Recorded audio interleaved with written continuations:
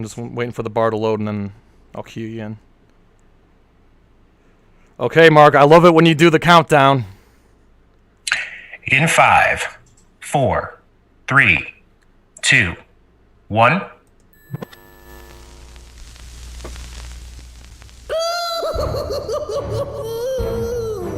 Greetings, citizens! You're now trapped in the Nerd Cage with your hosts Mark and Jay. We hope you have a smashing good time.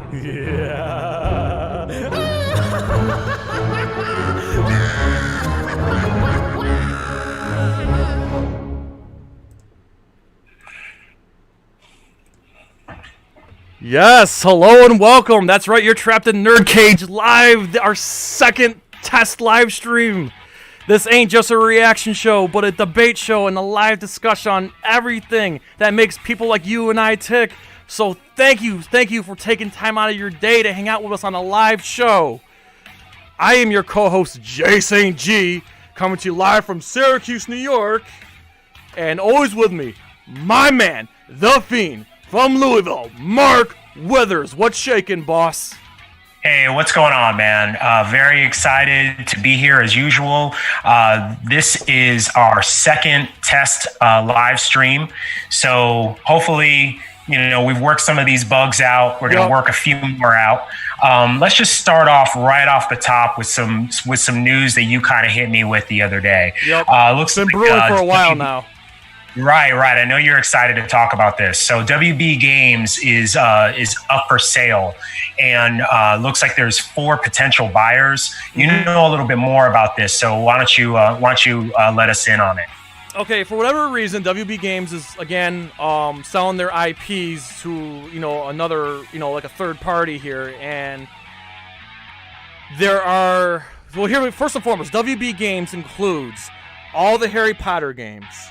I believe some of the Lego games, the Batman Arkham Asylum games. That's a huge property. Batman Arkham Asylum. The Injustice games. So again, another DC property under that WB Games. And the biggest one, in my opinion, the one that I care about the most, the one that's near and dear to my precious black heart, Mortal Kombat is included in the WB sales, the whole NetherRealm Studios. So that and all those properties, those video games, are up for grabs, and we have 4 potential buyers. First, we heard about EA Games. Now, Mark, if you're not familiar with EA Games, here's what EA Games has. They have all the Madden NFL, the NBA 2Ks, and of course the Star Wars games. That's huge. EA Games has Star Wars. Now, the other, hey, Follow One Gaming's in the chat, dude. What's shaking? Thanks for popping in. We also have the other potential buyer that came about was Activision and Blizzard. Okay. So Activision Blizzard, of course, has your World of Warcraft. It has your StarCraft. So those are very big properties. Also been made into movies as well. And then a week later, Take-Two games came into the fold. Now, Take-Two is another, and I didn't know who Take-Two was, but they're the ones that own Rockstar. Rockstar Games are the ones that own Red Dead Redemption and Grand Theft Auto. Right. And then next thing you know it, we learned that, and we all saw this coming, Microsoft threw their hat into the ring.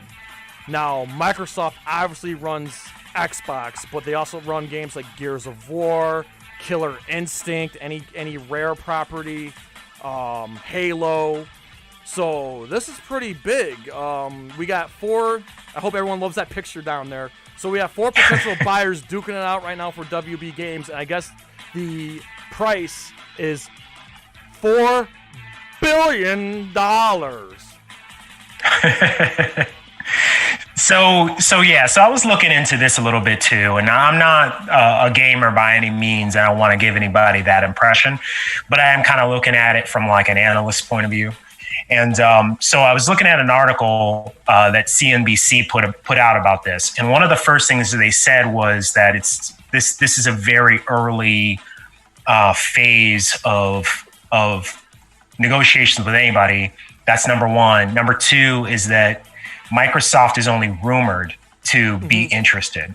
Yeah. So they haven't given any real indication that their hat is in the ring, although they've kind of been giving these hints that that they are indeed interested and are most likely the front runner to go and purchase this. The implications there that I think are really interesting is that even though there's no real concrete evidence that they would do this, because they have the Xbox gaming console, there's talk that if they were to purchase WB Games, that they would make those properties exclusive to the Xbox. Right, and that would be sort of the smart move. But if they do that, do they alienate potential game players who are on other platforms that are expecting these important IPs? What do you think about that? Okay, so here's what I really think. Listen, I'm a little bit biased here. I am an Xbox player, I'm not anti-PlayStation. I'm just pro Xbox. But the truth of the matter is, PlayStation 5 is coming out, and they're coming off a really, really hot presentation. Everybody right now is flocking to PlayStation 5. It's almost like 75% consensus is choosing PlayStation 5 over the potential new Xbox, because the Xbox really hasn't revealed much. Now, here's the thing with PlayStation. They have two really, really big exclusives. They have a lot of exclusives, but I'm going to point out two in particular.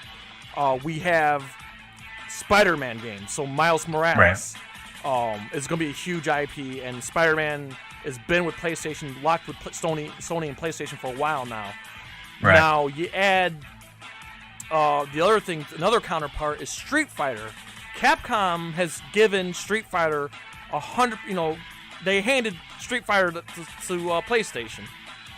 So I believe if Xbox wants to have some kind of like leg up on PlayStation, they make this purchase.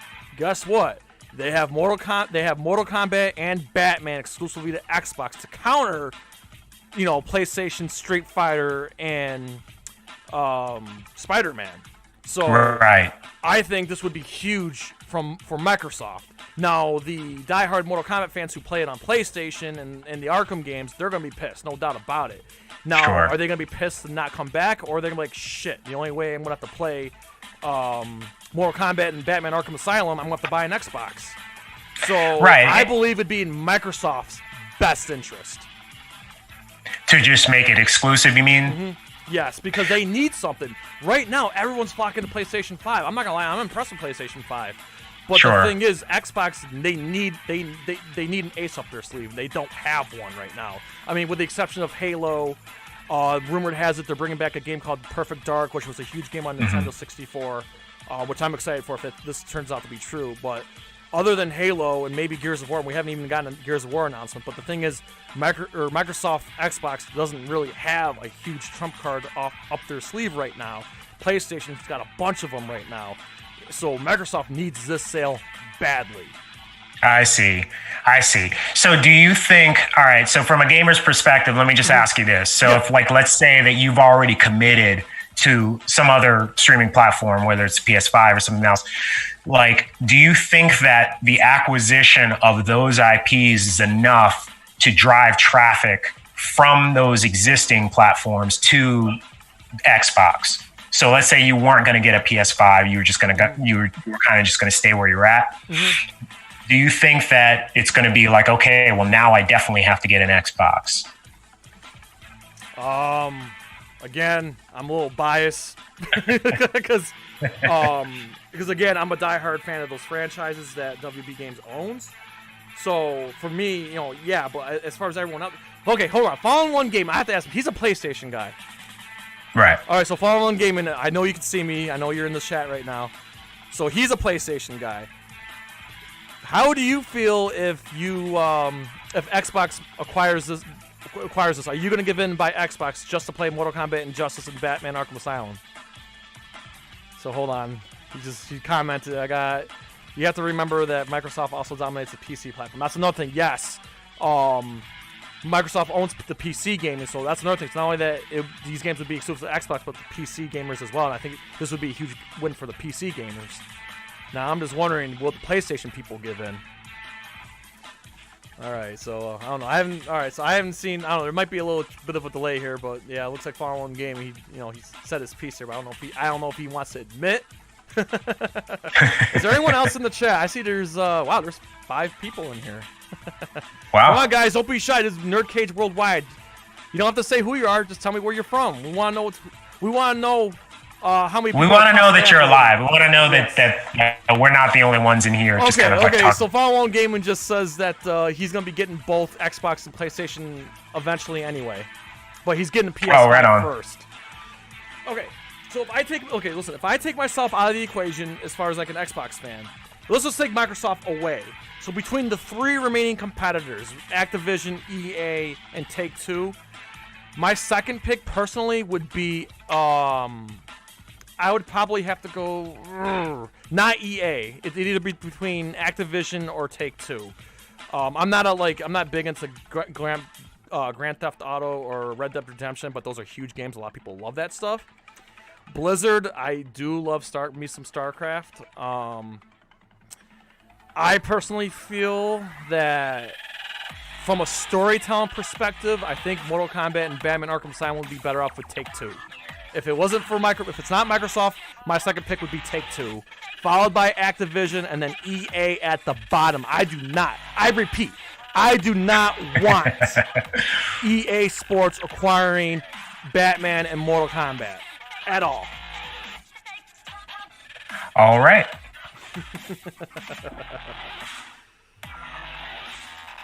Shout out to Elena Jett. She's streaming from New York. Thank you for popping in. We appreciate it. We appreciate all the support. Come on, people, don't be shy. We want to know. We want you to participate. This is too much fun.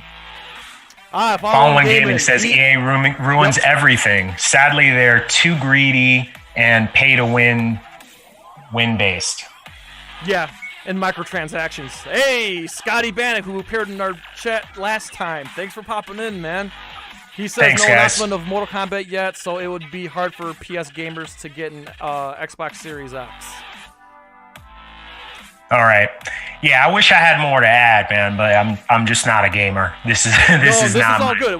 I know you're familiar with IPs, I'm out of my depth there. So yeah, no, like I said, it's this has been a slow story brewing. I mean, we heard about a month ago, and now we're, like I said, for all we know, there could be more potential buyers, but the 4 that we know that been, like, every single website's talking about: Microsoft, Activision, EA, and Take-Two. Me personally, I'm just, like I said, I think it would be a huge win for Microsoft and PC gamers. They'd have a trump card over PlayStation, or at least one. It's just, again, it looks like people echo what I say. I think we all can agree, everyone in the chat, we don't want EA games having anything to do with these properties. They do ruin everything. They had those microtransactions. I mean, all the Star Wars games, those fans are pissed off from how they handled the Battlefront games. I'm personally sick of buying a new Madden game every year just because of a roster update, and they don't update the old games. So yeah, I don't want EA games having anything to do with this. Again, I respect Take-Two for what they've done with Red Dead Redemption, and the storytelling and the open world that they've created is just amazing. Blizzard, I mean, they've had some hiccups in the past, but we cannot deny that World of Warcraft, and Diablo, those are, like, huge, and they're great games, and to have Mortal Kombat and Batman in that cluster wouldn't be a bad thing at all. So, anybody in the chat have anything to add to that? We got a bunch of shy people here. I mean, we got a number of viewers in here, but it looks like some people are shy. That's okay. I don't know why we can't. Yeah, we're just happy. Yeah, we're just happy to have some people in here. For whatever reason, the chat's not showing up in our chat box in here. I think I know why. I probably should fix that, but that's okay. I don't want to fix it now. But at least we can see the chat, so we're having a field day. But yeah, we will probably watch this closely. I think maybe on our next official live stream, maybe if we get any more news on this, we'll talk about it. On the Mortal Kombat Nethercast stream, they talked about it a little bit, not really a whole lot.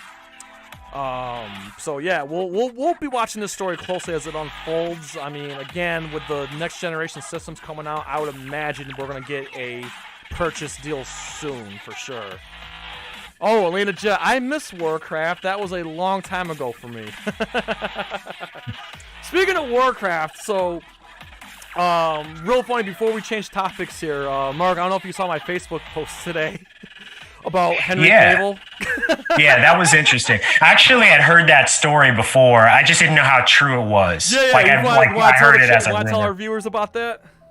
Yeah, so fun fact of the day. So Henry Cavill, who plays Superman in the DCEU, he almost did not get that part because when he was going for his, when his audition was scheduled, he was actually playing World of Warcraft. So let that be a lesson to anybody out there that gets hooked on World of Warcraft. You could miss out on the opportunity of a lifetime, just like Henry Cavill almost did. Well, you know what? That just tells you how addicting World of War. I mean, I'm not a big World of Warcraft guy, but that just shows you how addicting it is. And, it's gotta be. And I love the South Park. I don't know if you watch South Park or not, but the South Park World of Warcraft episode. Oh my god, it was one of the funniest episodes ever. So yeah, so if we never got Henry Cavill, we could have pointed our fingers at World of Warcraft. So at least Henry Cavill had it in him to step up, put the controller down, and go to the audition. At least it was that. I wonder if there was like somebody who kind of like nudged him to do that. Like, dude, you got to get out of this house, man. You got to do something. I kind of like picture that. So yeah, I just thought that was kind of funny too when I saw that on your page. All right, so Mark, so something you were telling me, it looks like we have a partnership of Marvel Scholastic. Right. So just to change topics really quick. So about a year ago, Marvel partnered with Scholastic, which is like the children's publishing company. They publish children's books. About a year ago, they partnered up to do a Shuri novel. So Shuri is the younger sister of Black Panther, and they did a novel that was released earlier this year. I think it came out in May. Apparently it's doing really well. They plan on doing more novels. I think they're doing a Ms. Marvel. They're doing a Squirrel Girl novel. They're doing a bunch of other ones. And it seems that now they've actually extended that partnership into doing more of a graphic novel, which is awesome. Arm, right? So Scholastic is going to make their own graphic novel arm of the company, and they're calling it. I have it written down here. Anthony's in the chat saying your mic's a little bit hot. Is it? Okay. You mind turning me down a little bit? Yeah. Let me see if I can. So I'll move this a little further. I didn't mean to stop you here. Yeah, it's okay. Well, anyway, that gave me time to look at this. So it's called Scholastic Graphics Media. Yeah. So what they're planning to do is they're going to be basically coming out with graphic novels that are geared towards elementary school and middle school readers. And they're going to start out with a Miles Morales graphic novel. He's that demographic. That character's that right, demographic. Absolutely. And I think that's the interesting part of the story is that the majority of the heroes that are going to be in both the novels and the graphic novels is that they're around the age of the reader, or maybe a little bit earlier. A little bit older than the reader. So you have Miles Morales. You've got Ms. Marvel, which is a high school character, high school age character. Squirrel Girl, Shuri. A lot of like young teenage superheroes. So I think that's perfect for that target audience. And I think it's a really good thing for Scholastic to be doing because A, it encourages kids to read in the first place. And two, it kind of helps. I think it's good for Scholastic and Marvel because it sort of can act as a doorway into comics. So I'm a big comic book reader. Right, exactly. So I'm a big comic book reader and I started reading Avengers comics when I was like 11, right? Mm-hmm. Because at that time they were kind of geared towards, someone who's reading at like maybe like a 6th or 7th grade level. And those comics kind of grew up as like we grew up.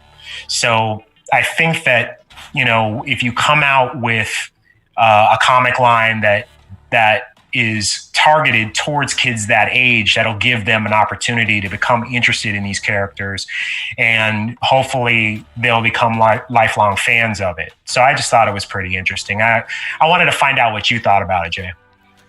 Yeah, I mean, part of me kind of wishes that there were more graphic novels that, I mean, when I think graphic novels, the first thing that comes to mind is like Batman: The Dark Knight Returns, but like I'm thinking like when I was growing up, if there was more like, graphic novels for like middle schoolers and stuff, I probably would have jumped on it. I mean, that's cool. Sure. Better late than never. I mean, I kind of wish, I wish I was given the opportunity to have some of these stories, given that way. So, right. And I think this is huge for now Miles Morales. Okay, now that character is picking up steam, as we just talked about. PlayStation, like, Miles Morales has his own game coming out. He had Into the Spider-Verse. Now he's got these graphic novels. Like, Marvel's really making a push for this character, which is great. And so maybe, just maybe in the future, can we get like a live action Miles Morales movie? I'm really hoping for that. I've been a fan since the beginning, since he was first created. Yeah. And, like you said, the character's just picking up more and more steam, even in the live action, Spider-Man Homecoming, you have a character that basically references Miles. He doesn't appear in it, but he says, I've got a cousin that lives around here. And that character was the Prowler, and the Prowler's cousin is Miles Morales. So hopefully, I mean, we probably won't see him for many years, but I'm hoping that, as the character gets more and more popular, there'll be a higher demand to actually see a live action Miles.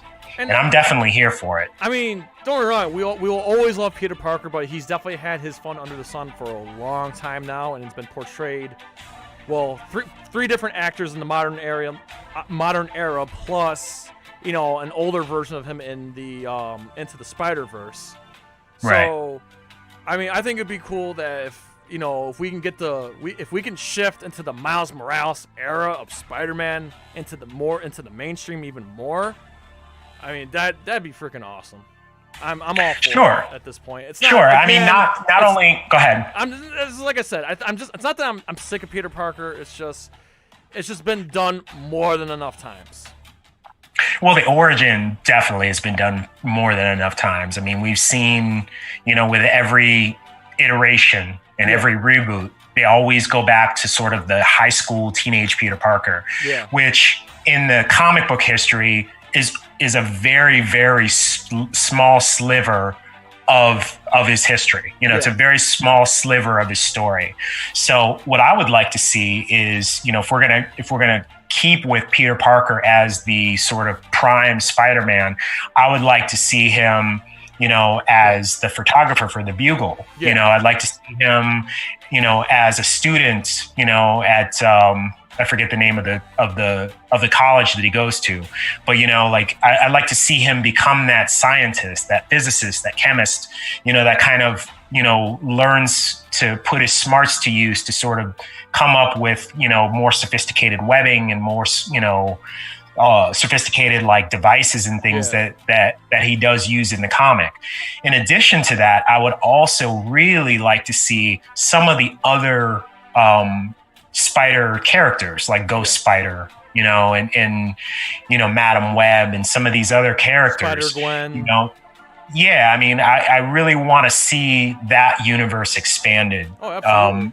So maybe we'll get that, in the coming years. Right, Black Cat, Silver Sable. Hey, Follow On Games has an excellent question. I'm gonna defer to you. I'm not gonna answer this one. I really don't know. He says, Mark, any casting hopefuls for a Miles Morales movie? Oh. Man. We weren't ready for that question. Well, I mean, honestly, it's like a constant debate that I've had with like a few of my friends over the years. Like, I know that there was like a big push for a while to get Jaden Smith. Like, if they were ever going to do. He's too old now. He's too old now, and you really need to find somebody that's like in their mid, early to mid teens. Yeah. Which no one really comes to mind right yeah, now. that's what I'm thinking. I'm not familiar with enough, teenage actors that fit that demographic. So I'm not, so honestly, we don't know. Maybe there's got to be someone out there that Marvel's maybe eyeballing right now, because I think, and can we be realistic? Listen, I know I'm pro DC here, but can we all agree that now that Endgame is over, the future slate of Marvel movies, not that they look bad, but there's really not enough to, I think, really keep the Marvel train going. I really think a Miles Morales, if you insert that into the next phase of Marvel movies, I think that would really, bring, I think it would really just bring things, to another level, that they need now that they're in post Endgame. Well, I mean, I don't know that I agree with your statement. I think it depends on how deep you are into the Marvel lore, maybe. Yeah. Because without Iron Man and without Captain America, you gotta wonder, so. Well, I mean, they need another. They've been your heavy hitters for the past 12 years, right? But they didn't start off that way. I mean, Iron Man was, arguably a second tier character before the first film came out, and it just happened that first film was a huge hit, right? And the same thing with Guardians of the Galaxy. Nobody knew about or cared about. Outside of comic book readers, nobody had even heard of them. But now everybody knows who Gamora is. Everybody knows who Star-Lord is. It really depends on, what Feige decides to do, what kind of stories he's going to tell. Personally, I'm excited for some of these new titles to come out, and these new characters to kind of come to the screen, because I'm actually familiar with them in the comic book world. I'm super interested in the Eternals. I'm more than ready for Shang-Chi. Yeah. I think that a lot of good stories can be told here in the next few years if they kind of play it right. And then also just the remaining Avengers. There's a lot there that that you can do without the big three, I guess. So. Well, another thing too is clearly. I don't want to say clearly, but you could tell that these next few Marvel movies that are coming out, the next slate anyway, they're really it's a good thing. It's a good thing that they're pushing for diversity. We have an Asian superhero coming out. They're bringing back Blade. I just think if you throw in Miles Morales, you're the more diverse characters, lead characters. Right. I don't know how you bring him in though without solidifying a long-term deal with the Peter Parker character. Yeah. Right. The whole Sony thing, yeah. Because Sony owns that, and Sony is building out their Spider-Verse. Yeah. They've got Morbius coming out. They've got another Venom coming out. Yeah. They've got Into the Spider-Verse 2. So they have their own plans for the stories that they want to tell, and there's no guarantee that we're going to see Spider-Man long term. I know that there's a few more films that Tom Holland's going to appear in for Marvel, but is that going to get renewed? Is that going to turn into a 10-year thing? We don't know for sure. And without having that character as a solid basis, as a solid jumping off point for Miles, it'd be a very hard story to tell. Yeah. So is that in the plan? I doubt very highly, because they haven't even figured out their plan for some of the other characters we've been talking about, like Fantastic Four and X-Men and all that. We've been speculating, but Feige hasn't revealed any plans for anything in the near future. And to be fair, they really gotta be careful on how they bring in X-Men, because obviously we still got New Mutants, so they should probably wait a little bit. And I feel it's too soon. Also, it's gonna be now mutants exist, so it's gonna be pretty tough. Now, Fantastic Four is even more daunting task, because all those movies have a bad rap. So. I don't know. I mean, I don't know that really matters. Mm-hmm. I don't base what a future movie can do with a different house, like a different studio and different directors based off the performance of an old film, right? Yeah. Think about, I don't know you're probably too young to remember this, but in the 90s, there actually was another Captain America film. Yep, I've seen it. Which was god awful. Like it's one of the worst movies I've ever seen. And I know that I say that a lot. Thanks. But like, yeah, you remember. And then the one scene, oh my God. I feel like I'm about to get sick. And he's pretending to be car sick, and he like runs outside pretending he's gonna puke, and then he runs back in the car and steals the car. Right. So this is what I'm saying, right? So like, should we have based? You can watch the whole damn movie on YouTube. So last I knew, I don't know if Marvel took it down or not, but the original Captain America movie from 1990, I watched it on YouTube. I think it's still there. Right.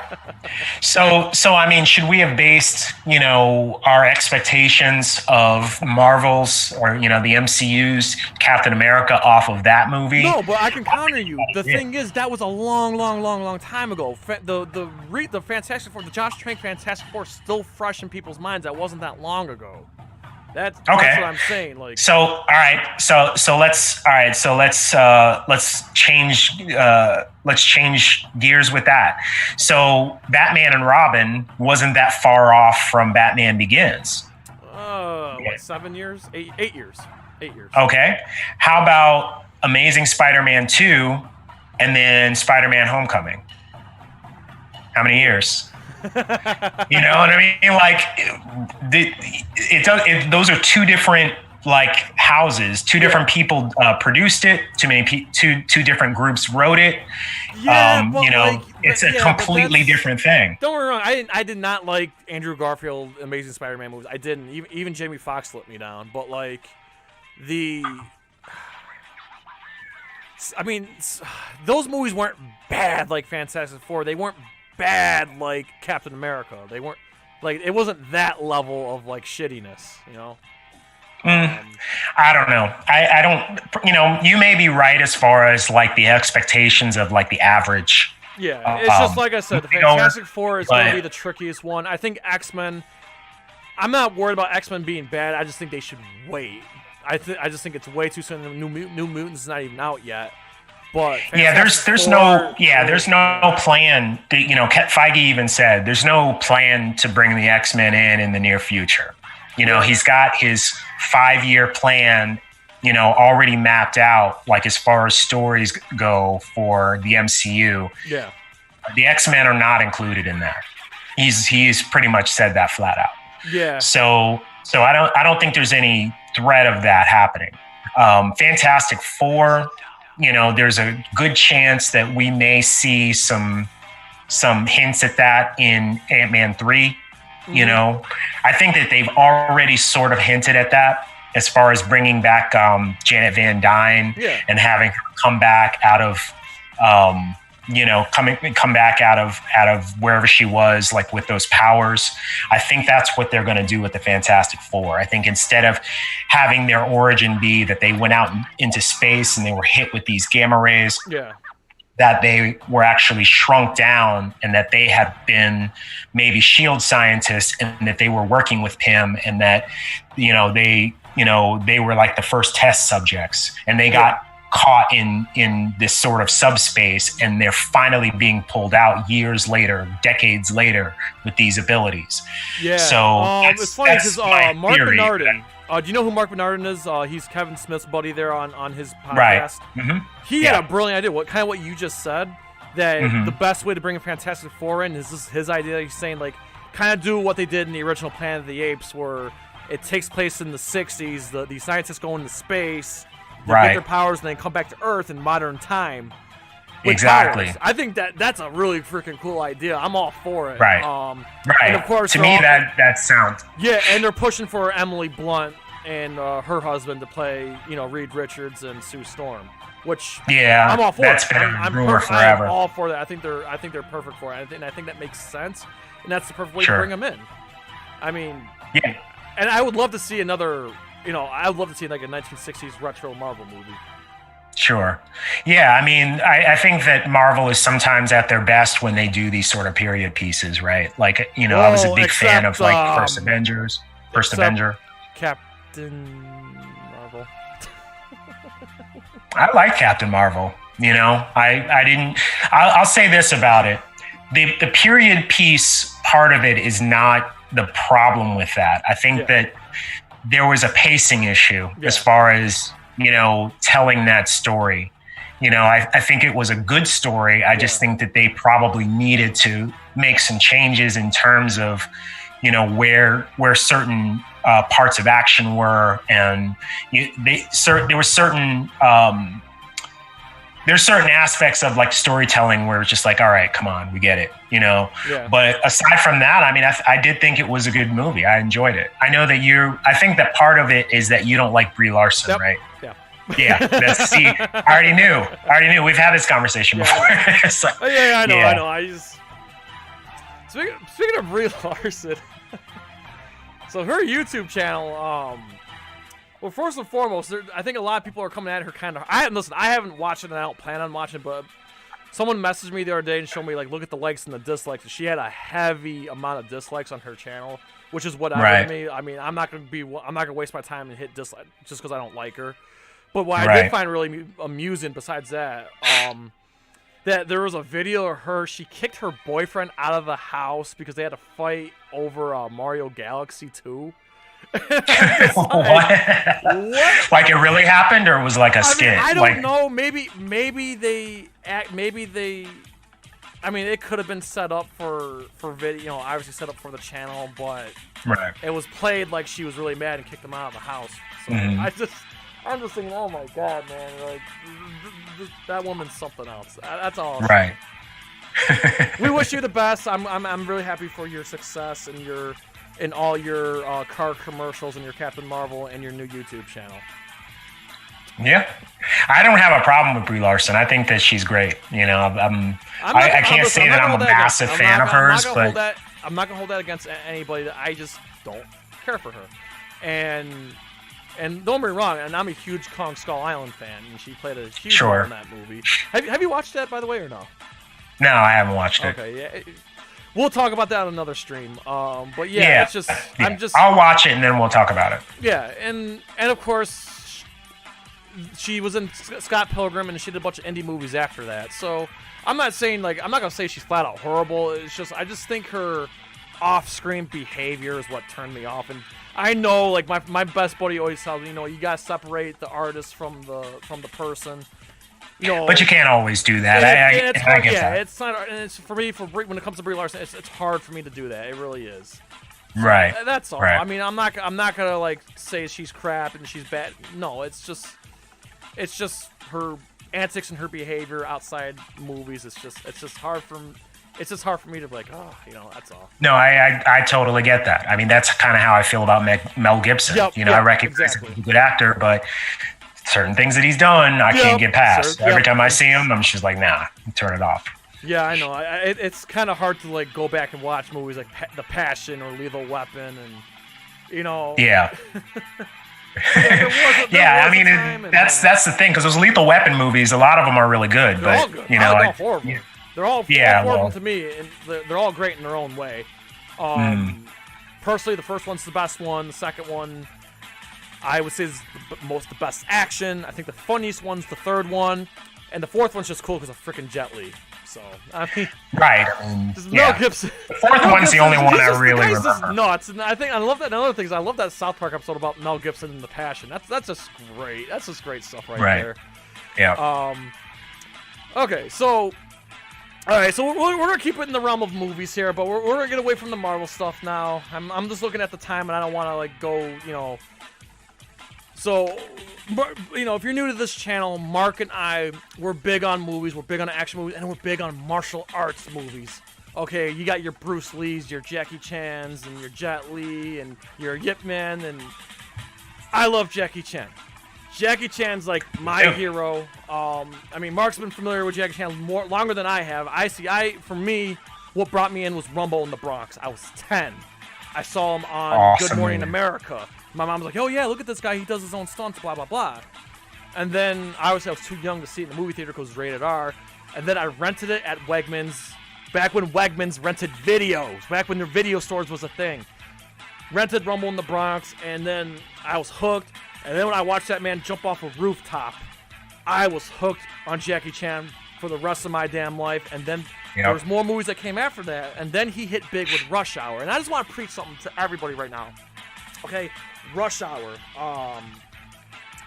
I hear a lot of people in my social circles, oh yeah, I've seen Rush Hour, and I'll be like, wait, have you seen his other movies though, the ones he made in Hong Kong? No, just Rush Hour.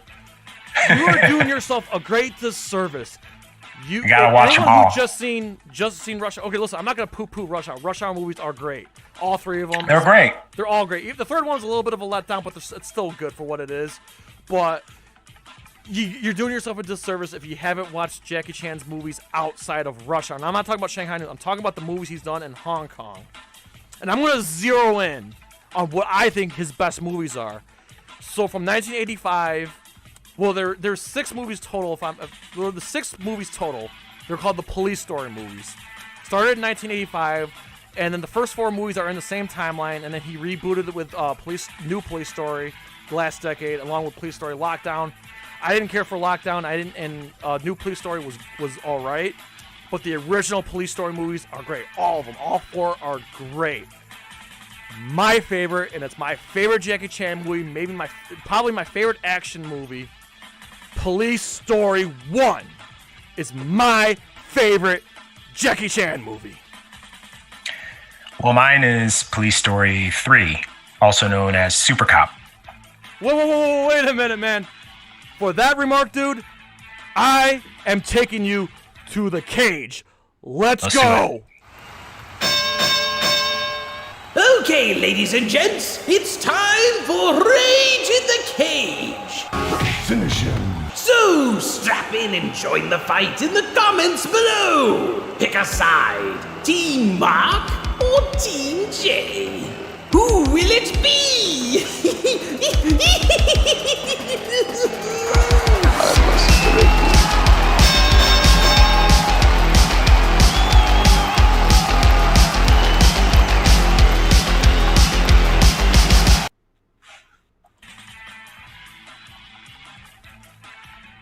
Rage in the Cage, baby. We've been waiting to do this.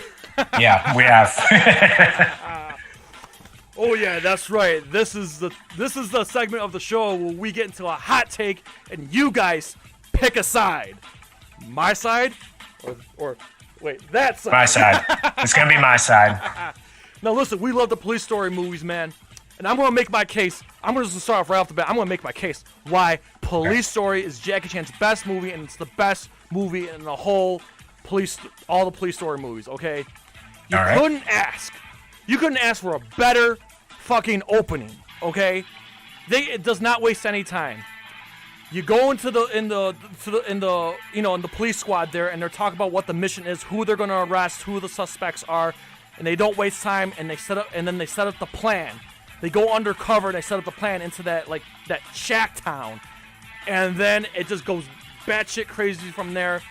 And so many movies have copied. Every action movie has taken a page off a Police Story. And the very beginning, where the cars are driving through the shack town, it's absolutely freaking amazing.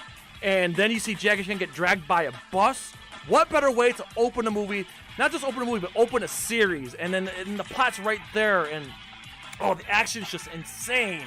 And then, of course, you see another side of Jackie Chan where he's trying to do the right thing. He's a cop. He's trying to make this arrest happen. And he's trying to please his girlfriend, who's a pain in the ass. By the way, Maggie Chung was so hot back in the day. Jackie Chan knows how to pick a leading actress. Can we just say that right off the bat? Watch these old Jackie Chan flicks. He knows how to pick a leading actress in his movies. Anyway, moving on. I love how all the execution of Police Story. I love how it's executed. I love all the stunt work. I love the story. And I love the finale. The fight in the mall. All the broken glass. And then Jackie Chan doing one of those crazy stunts. Jumping off the top of the balcony under the stream of lights in the mall. And electrocuting himself and falling into a display case. What a goddamn finale. And I don't think any of his movies have matched ever since. Mark, come on. Bring it. All right. So I'm going to give you the opening, right? Like, I agree with you on that. So I think that the way that opens, the way that it kind of like Team J, come on, Team J.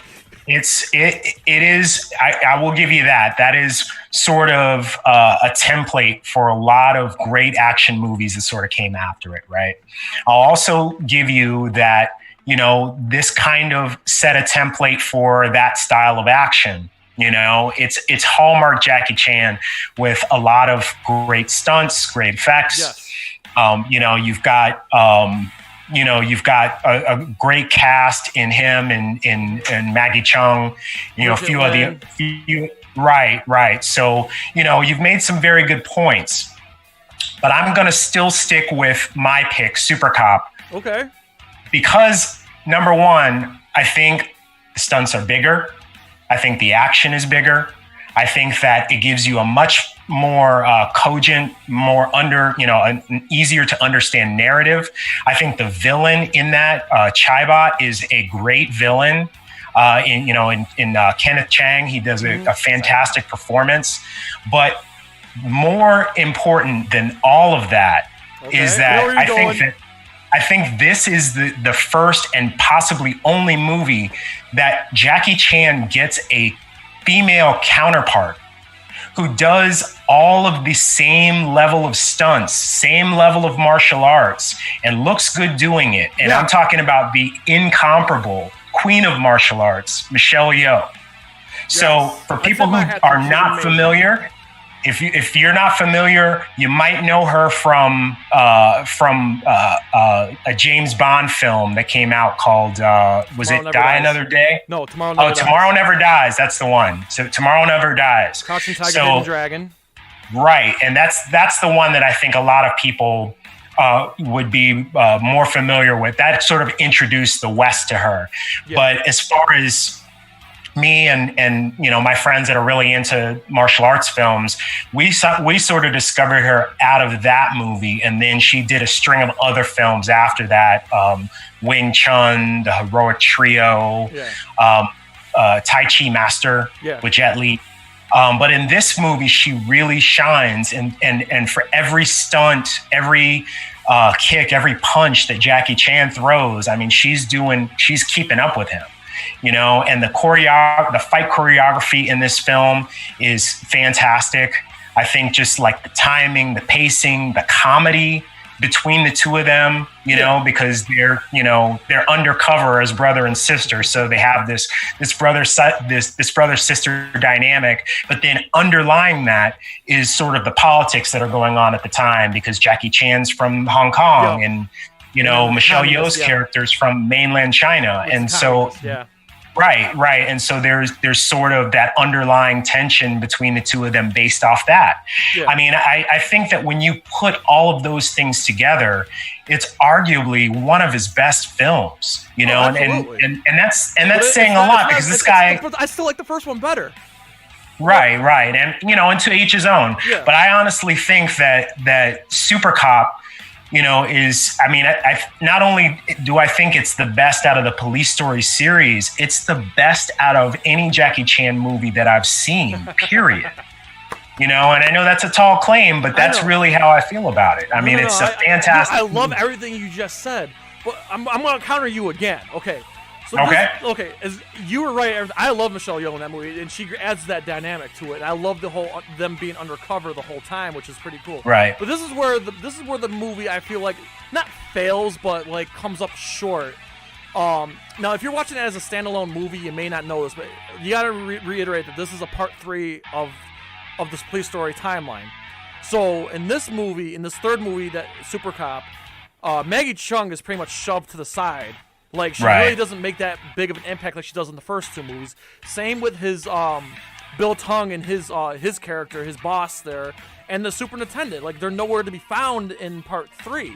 I mean, Bill Tung's in there a little bit undercover. It's kind of a funny scene where he's like the old lady, and then his fake boobs fall out from the dress. I mean, that stuff's... But I'm just saying that he didn't play the same role that he did in the first 2 movies. And then, of course, the superintendent was nowhere to be found. So I just feel like Super Cop 3, as great as the action is, the story elements are kind of lacking that were the first 2 movies had. Like number 2 is a great continuation of part 1, and then part 3, as great as the action is, some of the story is just a little bit out of place. And again, I love like what you just said. The stunt works is great. Jackie Chan hanging from the helicopter and Michelle Yeoh doing the motorcycle jump onto the train is freaking great. But literally, like anybody who's a fan of like Quentin Tarantino movies, if you Kill Bill, there's a line in Kill Bill where the bride says, "I would have jumped a motorcycle onto a speeding train for you." That is a direct reference to Super Cop. Okay, yeah, well, anyway, I was just gonna say that I just feel like in part 1 you get more of the hand-to-hand combat. I just feel like the tension and the finale, the build-up was just done so much better.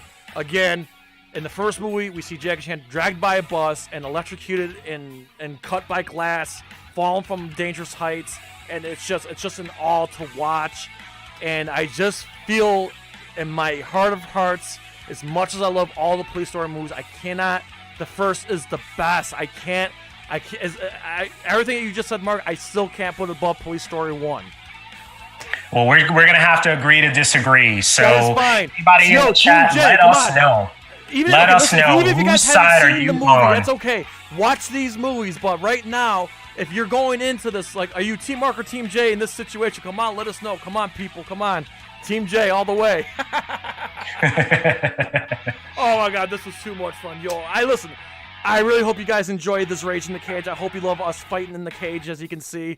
We're going to do more of these goddamn debates. We make a pick what's the better movie, who's the better actor. We're going to do more of this. I mean, I was waiting.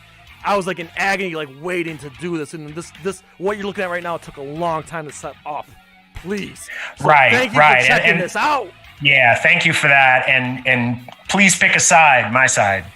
I think once, whoever's interested in these movies, watch both of them. I think both of them are on YouTube, right? Yeah.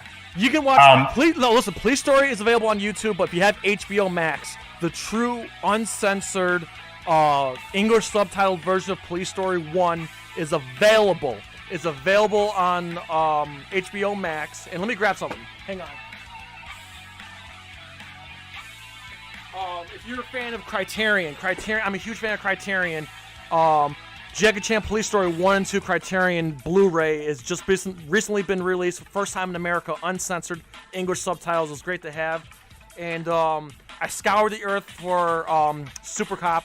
This is the Chinese version, 4K Blu-ray. I got it on eBay. The Super Cop version that you can find, if you find it anywhere else, I believe it's the English dub. It's still great.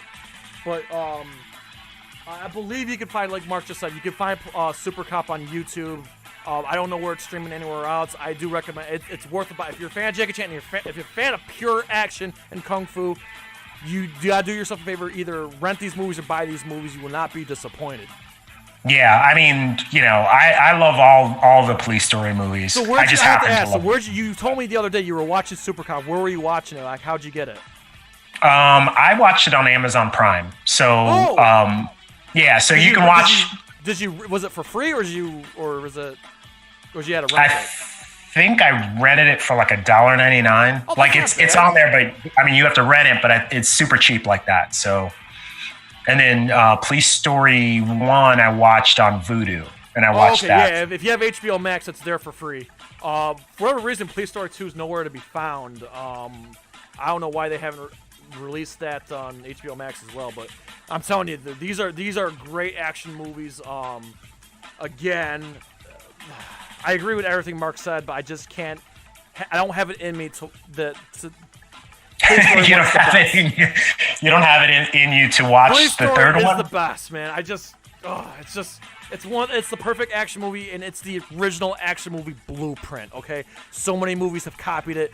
Die Hard, Bad Boys, Lethal Weapon. They all copied all the stunts and the sets that Police Story started first. I'm sorry. For me, it's the modern action movie blueprint. Right, and I will agree with that. I will agree with that part. And I will say this in defense of both of us. I'm a huge Watch Mojo fan. Watch Mojo has been, since we're in quarantine, Watch Mojo has been doing all of these like A through Z videos. And they did do a best action A to Z. And P, their pick for the letter P was Police Story, and their pick for the letter S was Super Cop. Super Cop. So both of those Jackie Chan movies were listed on Stuck Mojo as the top 26 best action movies of all time. With the letter corresponding with the letter. So again, do yourself a favor, watch these movies, and then you can decipher which one you like better, and you just tell me why it's Team J. Which would be hard to do because you're gonna agree with me. Hey, Skyer Productions in the house, man. Thanks for dropping in. Thanks so much for dropping in. He's a friend through Monstrosities. He's part of that kaiju community. He does really great production work. So glad you dropped in, man. Yeah, welcome. But yes, we encourage you to check these movies out and let us know which movie you like better, and who had the better argument, Team Jamark or Team J. This is fun. Holy shit. Okay, so yes, we will do more of these Rage in the Cages, man. This is my favorite thing to do right now. It's just fun to debate. So we're gonna. Okay, listen. I'm looking at the time here. We're getting ready to go. So we're gonna leave it up to everybody else here. We're gonna open up the floor now. So back to Out of the Cage now, to the regular show. Whoops. Let me take the. I'm sorry. I didn't realize I had the. Let me get that there, and boom. There we go. Open floor, baby. So before we go, come on. If you guys got comments, concerns, criticisms, we'd love to hear it. Come on. This has been fun. Yeah, and I can't see the actual screen, so you're gonna have to read the questions as they come up. Okay, yeah. So all right, Atlanta votes Team J. Awesome, thank you for that. Boo. Just kidding. No, this has been fun. Follow One Gaming. I believe Super Cop is on Amazon Prime Video. So yep. I wasn't aware of that, so that's cool. That's on there. And then, Skyer, no problem. Yeah, thanks so much, man. Oh my goodness, you guys have been great. I'm just looking back at the chat right now. Just going back here. Will Jackie Chan ever team up with Sammo Hung again? Follow One Gaming. I would love that. Yeah, that's the last time I saw Sammo Hung was in what? Yip Man 2? 3? Yeah, Yip Man 2. Was it? No, 3 was Mike Tyson. Right. 3 was Mike Tyson. 2 was Sammo Hung. Okay. I don't know. Just Sammo Hung, I mean, he's older than Jackie Chan. Jackie Chan's 66. Right. I will say this, though. I would love to see Sammo Hung or Jackie Chan play Bo Raicho in a Mortal Kombat movie. To see them together again would be great. I just don't know. I really don't know what... it'd be great to see them together again. Yeah. I don't even remember the last time they were together. I want to say... Last I knew, the last time they were together, and it was just briefly, that was in Mr. Nice Guy, right? Was that after... Ip Man? No, before. Mr. Nice Guy was... Oh, no. Yeah, Jackie Chan wasn't even in Ip Man. What am I thinking? But yeah, I'm just saying the last time they were paired up together, and it was just briefly, it was on Mr. Nice Guy. Yeah. Yeah. So it'd be great to see them come back together. Yeah. Side note, this is a super old TV show, but Sammo Hung used to have a show on CBS called Martial Law. Yep. If you can come across that, if you can find that, I highly recommend you watch it. It was a great series, and unfortunately didn't get picked up long term. But it was great to see him, week to week doing what he does. I mean, he's an amazing talent, and he really should be doing more. Kelly Hugh. Yeah. yeah. Kelly Hugh still got it. I haven't seen her in anything recently. No, she's last time I saw Kelly Hugh was doing in a lot of voice acting. Okay. She's actually, believe it or not, Kelly Hugh is the voice of Sindel in the Mortal Kombat games. Recently. And she's also in Injustice. I just don't remember who she played in Injustice. Really? She's in Injustice. That's awesome. Oh, who the hell? The first one, Injustice 1 or Injustice 2? Both. She's in both. Okay, cool. And she was Sindel in Mortal Kombat 9. She was the Devora, the Bug Lady in Mortal Kombat X, and in Mortal Kombat 11. So yeah, she's been doing a lot of voice acting, and she was also in that show. I don't know if it's still on. Is the Star Trek parody, The Orville? Oh, okay. She was on that show. I never watched that. that. Still on or not? But yeah, she was in The Orville. All right. We got any more questions? Skyer, thank you for letting know our levels, man. We were doing sound check and all that. Thank you. I'm glad our levels sound good. We know where to put it on. Awesome. Thank you. Following game, it's on HNI TV. What? Are you referring to Super Cup or are you referring to martial law? Because I would love to go back and watch. If it's martial law, I will get that, whatever that is. I wonder if it's on DVD. I mean, I would love to get my hands. I would love to rewatch it. Yeah, somebody's got it. You know, yeah. They only did like one season, and I don't know how many episodes that was. Sorry, I'm looking back at some of the comments here. Anthony Sorella says, "I picked Samurai Cop." Oh, come on. I've never watched it, but I've watched reviews of it. Oh my god. It's Samurai Cop. You guys are something else. I pick Axe Cop. If anybody's seen that. No? Let's see here. Oh, Scotty Bannock, here's a good one. I want a damn Superman movie set in the 1950s. That would be awesome. Which is where, yeah, I agree with that statement. Like, I agree with that. I think the 30s too. Right. I think that, like, you need that character to be golden age. You know, not that you need it to work, but I think that that's where that character works best. You know, I think only because, you know, when we have these period pieces, it kind of harkens back to a time of optimism. Yeah. I think that if you did a Superman movie with sort of an old, like, Justice Society kind of a tinge, like where you had some of those older golden age heroes. And they're hinting that I'm sorry to go off topic here, but the Black Adam movie, they are heavily hinting that it's going to take place during like the 40s or 50s. Okay. Well, that would be interesting. I mean, it would make sense, right? Yeah. Because, you know, it was sort of foreshadowed in Shazam. Yeah. You know, how the Wizard was kind of explaining, like, oh, we had a champion before. Yeah, and this is what happened. And they're heavily implying that they're going to have like you just said, the Justice Society. Justice Society, right. Yeah. Another, which would be cool to see. Skyer Productions, here's a good question. So you want to chat about the possible cancellation of Godzilla vs. Kong. We've talked about this on our very first episode. I won't go too deep into it. It is kind of a head scratcher that this movie is very much cursed and it's been postponed multiple times. And again, I'm just going to reiterate the fact that I'm not a fan of the special effects director who did the Winnie the Pooh movie, Christopher Robin. So I'm wondering if not just COVID postponing the movie, I'm wondering if the bad special effects have caused this movie to postpone. Mark, do you want to add anything to what I just said about that movie? Yeah, I mean, we talked about this in one of our recorded episodes. So I still believe that it just happens to be a victim of the postponement schedule, because these movies are all kind of on an assembly line if you think about it. Yeah. So you know, if one movie gets pushed to a specific date, then the movies that are around that date have to also be pushed out, you know, further out. So I think that it happens to just be a casualty of that. The other possibility that I think is because it took the same date that like Matrix 4 took, right? Yeah. So Matrix 4 is being moved out a year. And one of the theories is that by putting it in that specific date kind of leaves it in an area where nothing else around it is coming out, and it's leading into the summer movie season, which starts in June. So, you know, there's a possibility that they decided to go ahead and secure that date for Godzilla versus Kong, to sort of bolster its chances, right? Yeah. So I don't know that it's a performance thing.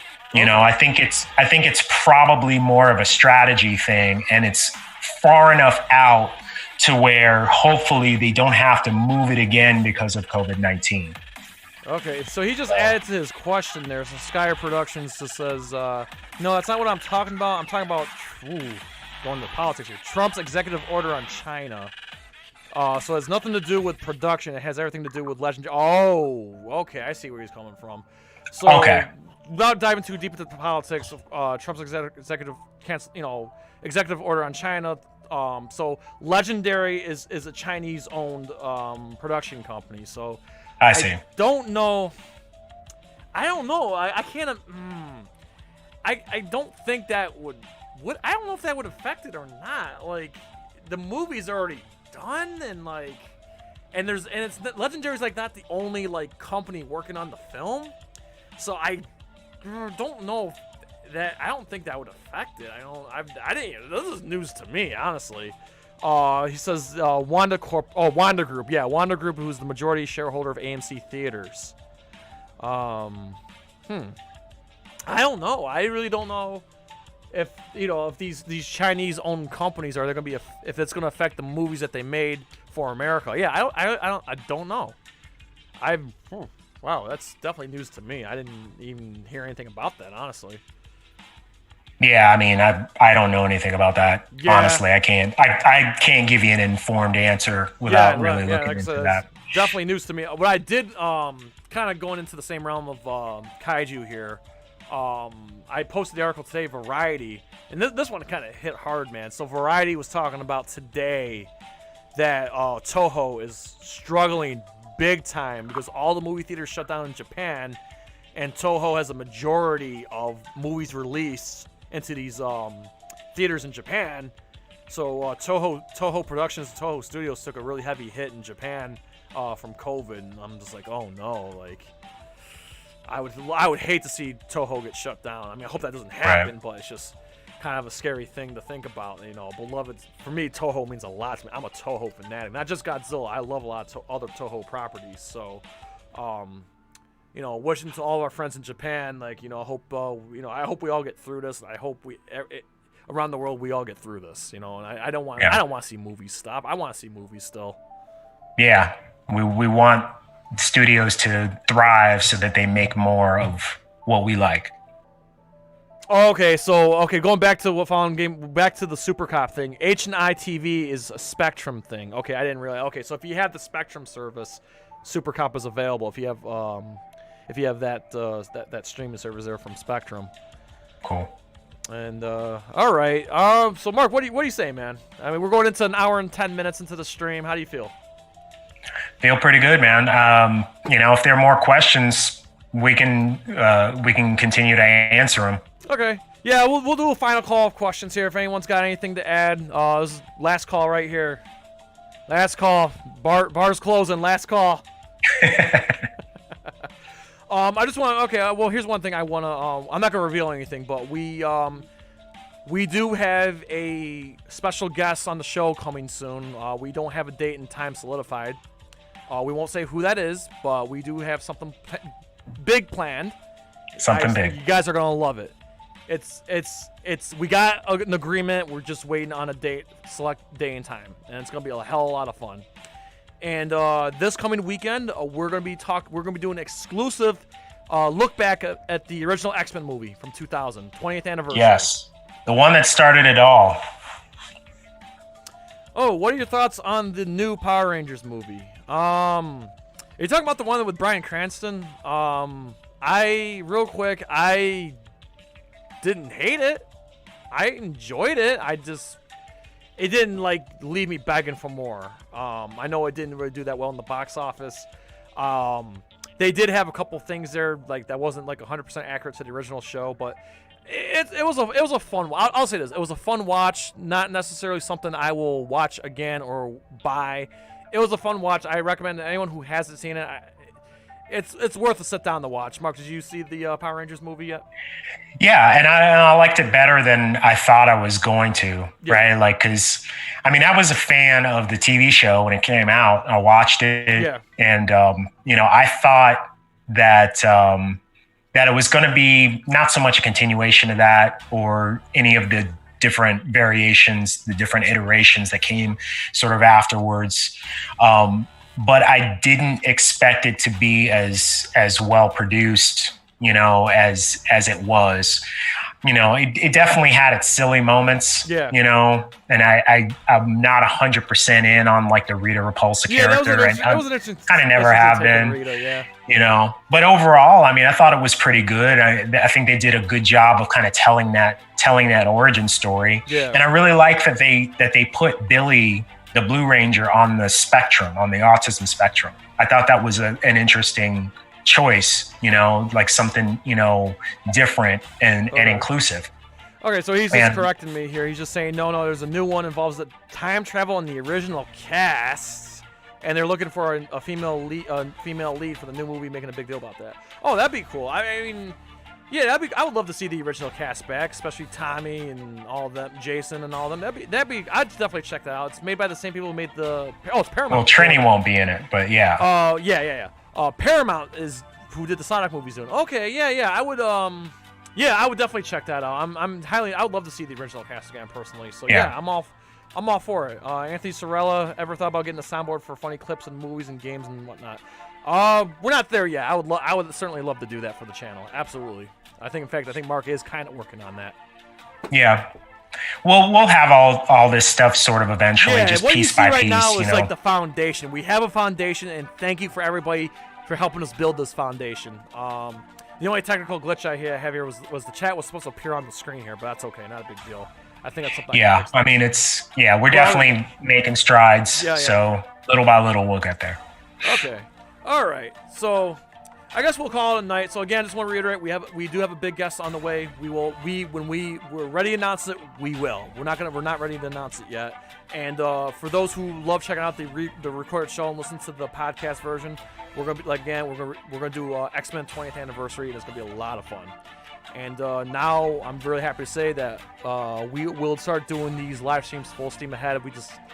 Mark and I just have to talk about what day and what time, how we're going to do these live streams. But thank you. You guys have made this live stream really fun. And yes, we are using Streamlabs OBS. Yep. So yeah, like just sort of reiterate, we really appreciate everybody kind of like coming in and kind of giving us a little bit of guidance of, like how we look, how we sound, what we can kind of improve on as we do these kind of live events. They're brand new to us when we're kind of just finding our way. And so we really appreciate that you all are kind of taking the time to support us. Absolutely. And we just, please subscribe, please spread the word, please help this channel grow. All the support, the comments, the likes really, really helps us, ring that bell. We're having a field day. So I guess we'll call it a night. This was a lot of fun, man. Yeah. So before we go, we please ask you to like, comment, ring that bell, spread this shit like syphilis. So to you I say, from Louisville to Syracuse, to all of our friends and fans around the world at NerdCage Live, enjoy life, stay safe, please, and good night. Sayonara. Ooh, trying to get out of the NerdCage, are ya? Well, before you go, hit that subscribe button. And if you're really intrigued, ring that bell. Thank you for dropping by. Until next time, tell everyone you know about NerdCage Live!